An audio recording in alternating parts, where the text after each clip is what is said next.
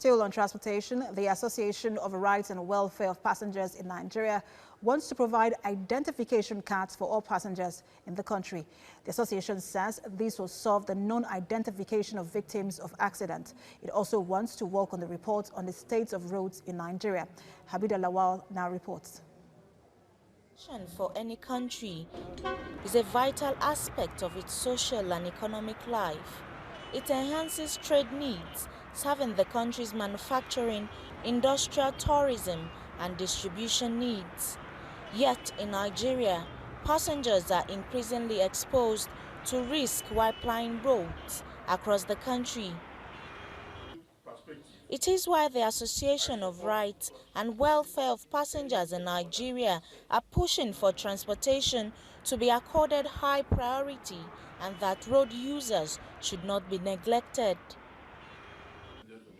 The organization is preparing to carry out a biometric survey of the state of roads across the country, bringing to fore the statistics and actual locations of potholes that cause accidents and encourage social evils such as armed robbery and kidnapping.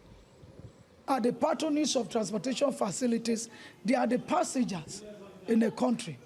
Without passengers, there is no movement, there is no transportation. So the passengers are the weight of the nation. Even the president today is a passenger. Even a day old is a passenger. So if we look at the government fiscal monetary policies, we should look at the transportation. We should look into the passengers because Nigeria population is an access. We want to be a voice or voices for the innocent Nigerians that are voiceless.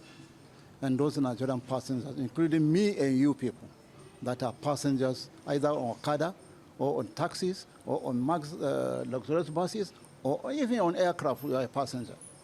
They have no voice. Passengers are being abused. Abused, when I say abused, in all area of transportation, not only road. In fact, the worst these days is even aviation.